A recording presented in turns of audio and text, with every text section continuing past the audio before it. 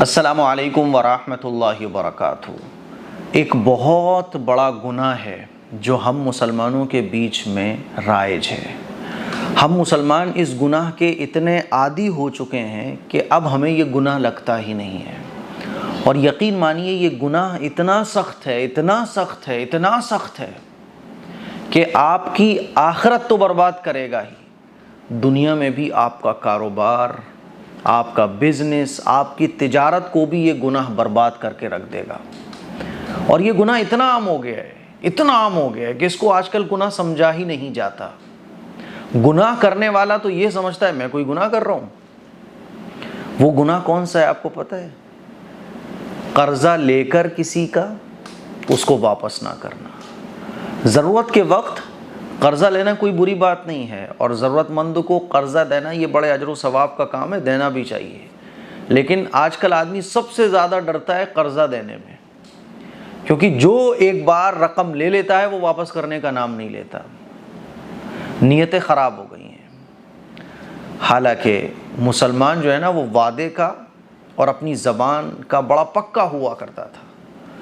آج کل جو ہے نا کہتے ہیں وہ کہ ارے یار کیا تمہاری بات ہے، گدھے کی لات ہے۔ تو مسلمان کی جو بات ہے نا وہ گدھے کی لات ہو گئی ہے۔ مسلمان کا کوئی وعدہ نہیں رہا ہے آج کل، وعدہ خلاف سب سے زیادہ مسلمان۔ حالانکہ مسلمانوں کی تاریخ یہ رہی ہے کہ کہا جاتا تھا کہ یہ بات کہنے والا کون ہے؟ وہ ہے مسلمان ہے۔ تو غیر مسلم بھی آنکھ بند کر کے یہ کہتے تھے کہ وہ جو اس نے وعدہ کر دیا اسی وعدے پر وہ پورا اترے گا، جو اس نے کہہ دیا ہے وہ بات بالکل صحیح ہوگی۔ مسلمان وعدے کا پکا ہوا کرتا تھا، زبان کا پکا ہوا کرتا تھا۔ آج کل یہ جو گناہ ہے نا کہ کسی کے پیسے لے کر اس کو نہ لوٹانا، یہ بہت بڑا گناہ ہے۔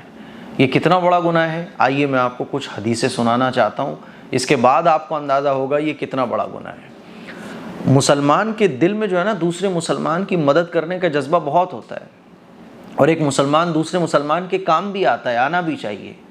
لیکن آج کل قرضہ دینے میں بہت ڈر لگتا ہے۔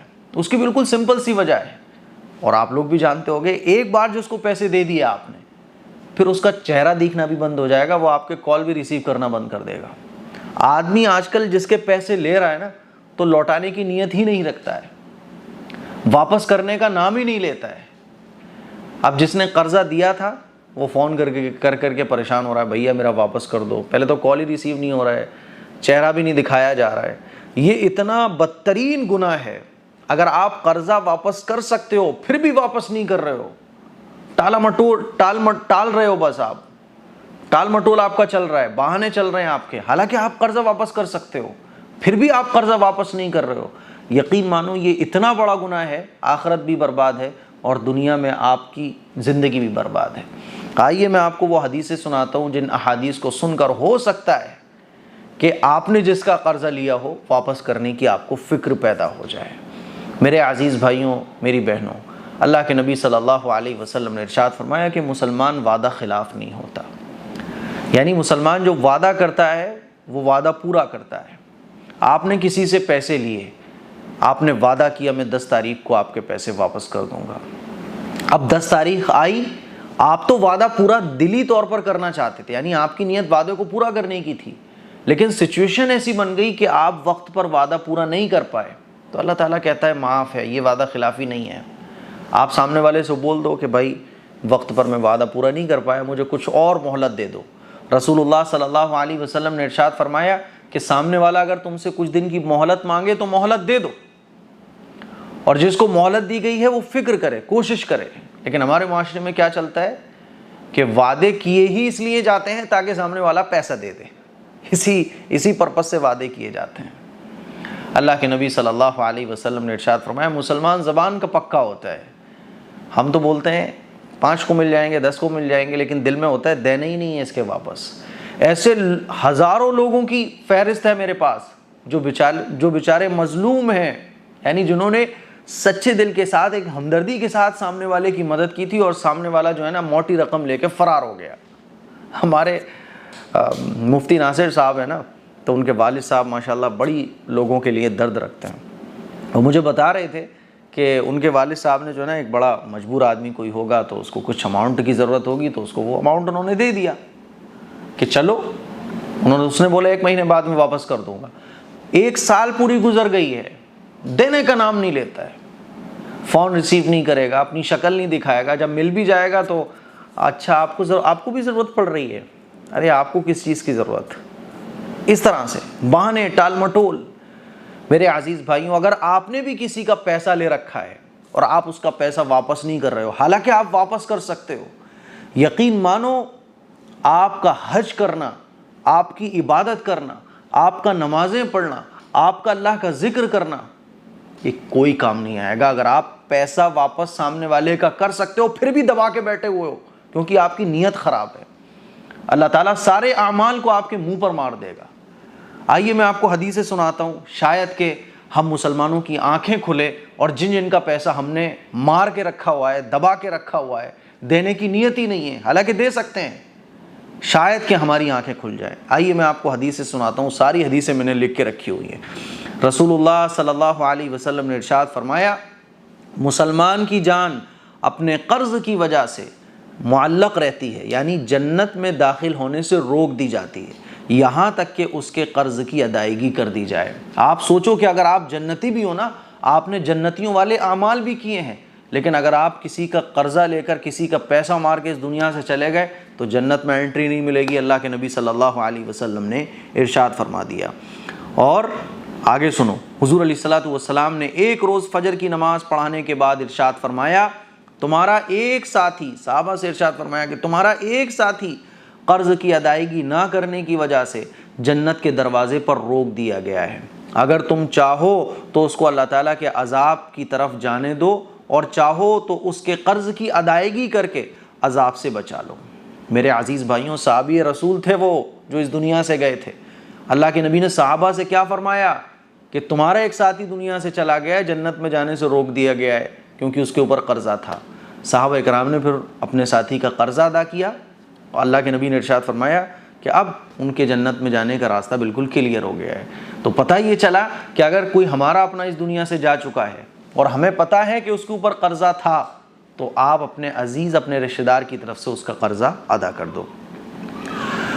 اچھا جی، رسول اللہ صلی اللہ علیہ وسلم نے ارشاد فرمایا، اللہ تعالیٰ شہید کے تمام گناہوں کو معاف کر دیتا ہے مگر کسی کا قرضہ یہ معاف نہیں کرتا.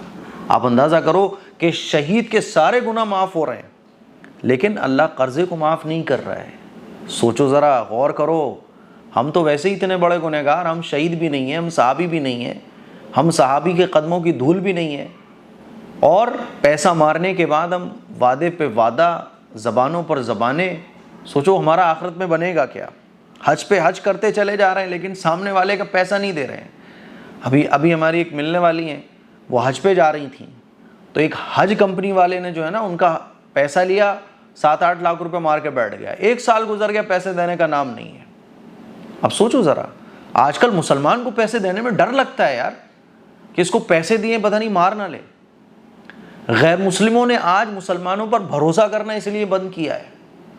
ہمارے مسجد کا کام ہوا، ہمارا جن کے یہاں سے ٹائلز آتے ہیں، لوہے کا سامان وغیرہ آتا ہے، مٹیریل جہاں سے بھی آتا ہے، شروع میں وہ تھوڑے سے الرٹ ہوئے کہ بھائی فوراً پیمنٹ، فوراً سامان. پھر جب 1-2 بار انہوں نے لیا تو بولنے لگے مفتی صاحب اور بابا جی، ہمارے والد صاحب سے بابا جی کہتے ہیں لوگ، کہ آپ جو ہے نا اور مسلمانوں سے بہت الگ ہو، آپ کا معاملہ بالکل کلیئر ہے. 1 مہینہ گزر جاتا ہے وہ پیسے لیتے ہی نہیں ہیں. ہمیں فون کر کے انہیں بولنا پڑتا ہے کیا بات ہے، پیسے نہیں لینے؟ بولے ارے کوئی بات نہیں ہے، آپ سے تو بالکل ہم بے فکر ہیں کیونکہ ہمیں پتہ ہے کہ آپ خود ہی دینے آ جاؤ گے. آپ کو تو ہم فون ہی اس لیے نہیں کرتے کہ ہمارا پیسہ جو ہے نا آپ کے پاس بینک سے زیادہ سیو ہے. یہ سچویشن تھی ہماری جب ہم باتوں کے اور امانت کے پکے تھے. جب ہم یہ زمینیں دبانے لگے، پیسہ مارنے لگے، قرضہ لے کر دینے کا نام نہیں لیتے.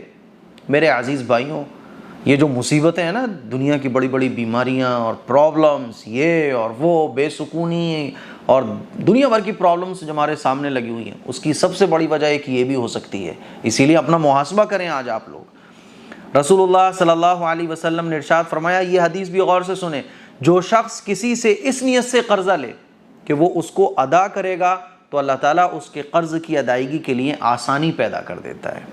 اسی لیے جو اس نیت کے ساتھ پیسہ لیتا ہے نا کہ میں واپس کر دوں گا، کوشش بھی کرتا ہے، اللہ غیب سے اس کے راستے بنا دیتا ہے. اور اگر قرضہ لیتے وقت اس کا ارادہ ہڑپ کرنے کا ہے تو اللہ تعالیٰ اسی طرح کے اسباب پیدا کر دیتا ہے جس سے وہ مال ہی برباد ہو جاتا ہے۔ اگر آپ نے کاروبار بڑھا لیا اور کسی کا مال دبا کے آپ بیٹھے ہوئے ہو، خدا کی قسم کچھ سال تو مہلت مل رہی ہے آپ کو، کیونکہ اللہ پیار کرتا ہے آپ سے، وہ مہلت دے رہا ہے کہ قرضہ ادا کر، نہیں ادا کرو گے پکڑ آ جائے گی، یہ مال ہی تباہ و برباد ہو جائے گا۔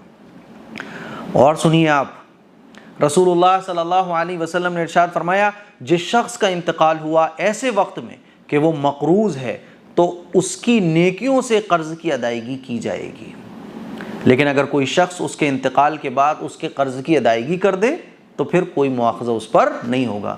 تو اگر ہم مر گئے اس دنیا سے، ہماری نیکیوں کے ذریعے ہمارا قرض ادا کیا جائے گا، اور اگر ہماری اولاد جو دنیا میں ہمارے عزیز اقارب زندہ ہیں وہ اگر ہمارا قرض ادا کر دیں تو پھر ہمارے اوپر کوئی مواخذہ نہیں ہوگا۔ رسول اللہ صلی اللہ علیہ وسلم نے ارشاد فرمایا، اگر کوئی شخص اس نیت سے قرضہ لیتا ہے کہ وہ اس کو بعد میں ادا نہیں کرے گا تو وہ چور کی حیثیت سے اللہ تعالیٰ کے سامنے پیش کیا جائے گا۔ نیت ہی اگر آپ کی یہ ہے تو چور بنا کے وہ شخص اٹھایا جائے گا جس کی نیت یہ ہے کہ میں اس کو بعد میں ادا نہیں کروں گا۔ اور آگے سنیے، حضور علیہ الصلوۃ والسلام نے ارشاد فرمایا، قرض کی ادائیگی پر قدرت کے باوجود وقت پر قرض کی ادائیگی میں ٹال مٹول کرنا یہ ظلم ہے، اور اس ظلم کو کرنے والا ظالم ہے، اور ظالم کا حشر کیا ہوتا ہے آپ بہت اچھے طریقے سے سمجھتے ہیں۔